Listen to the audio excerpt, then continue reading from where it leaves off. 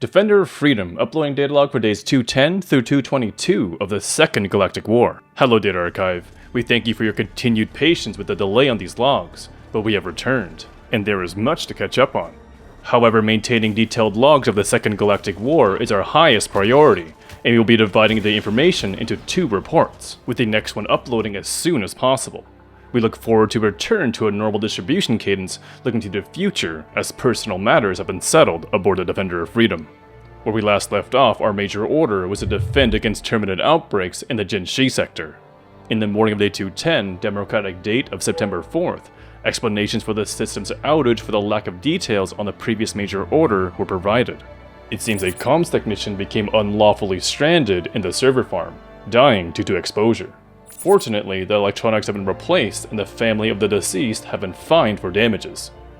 However, this also coincided with reports from Helldivers in the fleet that their galactic war maps indicated the presence of the Illuminate, which is clearly preposterous. Our crew was unable to observe any such thing.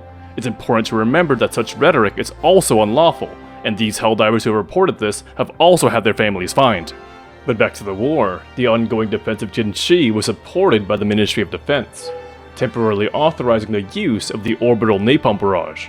Despite lacking the required supplies for the permanent deployment of the stratagem, a limited supply was deployed fleet-wide in recognition of the Helldivers' unquestioning service. Minutes afterwards, a new attack began by the stupid bugs on Fact Bay.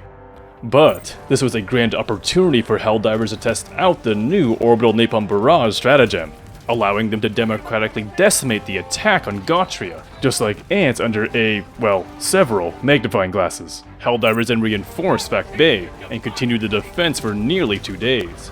Unable to withstand the freedom distributed by the Napalm barrage, Fact Bay's defense roasted the terminate forces by midday on day 112. This led to the completion of the major order, preventing the spread of the terminate outbreaks due to the Gloom's contamination. High Command left high praise to the success of the major order, adding that property damage and loss of civilian life were acceptable parameters. And with the planets now re-secured, rebuilding efforts are underway and civilian families are being moved back into their homes. We will continue to monitor the Gloom, for only undemocratic activity may lie within. We aboard the Defender of Freedom yearn to return to a time of peaceful terminated agriculture and farming, but the Gloom challenges that future of liberty.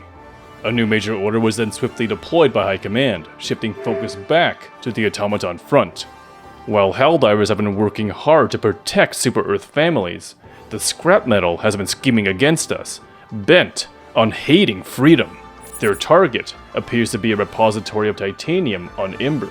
We can only imagine what treasonous plans they have, but surely of which must be to upscale their war machines to steal our children's future.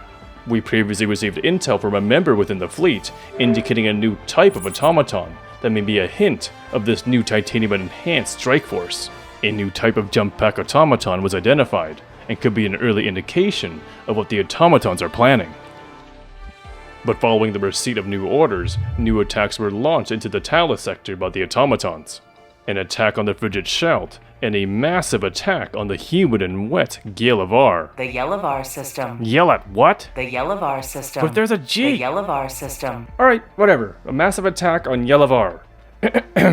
Anyway, forces first focus on defending the smaller attack on Shelt first, as losing either planet would give the bots access to Ember if lost. Within a day, Shelt was successfully defended, but there would be unfortunate consequences. Helldiver forces shifted to Yelavar in an attempt to save the defense, but the automatons launched a new attack on Volksajoth in an attempt to take advantage of the Helldivers' focus on Yelavar. This caused the loss of the defense and the planet was lost by day 214. With control over Yelavar, the Socialist Toasters then mounted yet another attack on Ember. However, the defense efforts appeared to not be in vain, as the attack strength on Ember was reduced by a third. Protecting the titanium repositories at all costs, Helldiver superdestroyers primarily deployed to its defense. Though this came at the cost of Volksajoth, by day 216, Ember was successfully defended, and the primary automaton attack force was completely destroyed. But although Ember was defended, things were not looking good, as the major order still required us to defend 4 more planets with only 2 days remaining. With their primary attack force destroyed, the bots desperately launched new attacks into Chalice and Shelt. But in support of the Helldivers, the Ministry of Defense authorized the use of the Orbital EMS stratagem, and bolstered by High Command and the cowardly automaton's weakness to EMS, Helldivers easily crushed the attack on Shelt and then moved on to shut down the attack on Chalice in the same day.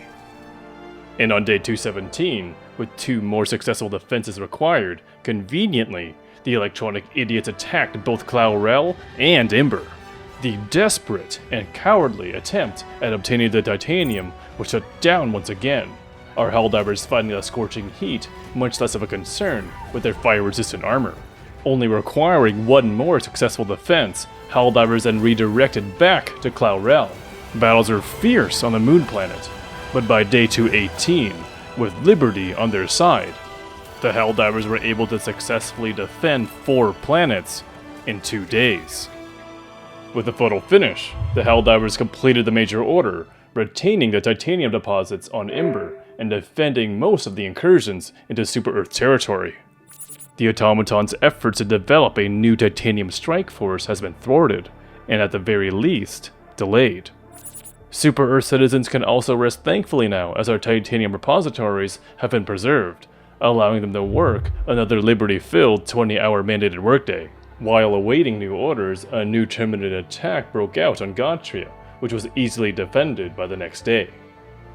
On day 219, a new major order was announced to reduce Terminid populations by killing 75 million battle spewers and 100 million warriors. However, it has also been found that the automaton-controlled planets of Tarsh and Mastia contain significant manufactories producing polystyrene foam, an important precursor to napalm. Liberating these 2 planets within the duration of the major order will make it possible for fleet-wide acquisition. This left Helldivers with a difficult choice, to prioritize a reduction of Terminid populations or liberate the polystyrene manufactories on Mastia and Tarsh. And in case Helldivers chose to not read their briefings and were not already sent for re-education, a situation recap was also sent to remind Helldivers that liberating Tarsh and Mastia will authorize the orbital napalm barrage to the fleet. And thus Helldivers primarily deployed to Pandion 24, the planet with the highest resistance rate, and were not able to accomplish any increases in liberation. These efforts continued for 2 days, and despite deploying to the same planet for multiple days, Helldivers seemed to not notice that no progress was being made, and perhaps deploying to another planet may be a better option. But on day 221 on the automaton front, the efforts on Mastia finally resulted in liberation, but less than 20 hours remained to liberate Tarsh to receive the orbital napalm barrage. However, it seems the automatons had internal struggles on Tarsh, now that it is completely cut off from adjacent systems. It seems their hate for freedom has finally caught up to them. Taking advantage of the automaton's fumble, the Helldivers miraculously were able to liberate Tarsh in time with just over 2 hours to spare. This allowed the distribution of the orbital napalm barrage fleet-wide. But unfortunately overall, the major order failed. But we were able to obtain the orbital napalm barrage. While we were able to kill enough Terminid warriors, we were only able to kill 1/3 of the required battle spewers. The Ministry of Science has increased its projections of imminent Terminid outbreaks given the lower than targeted amount of Terminid population control. And as a result of the increased risks, general work hours have been extended by 14% for all citizens of classification B or below.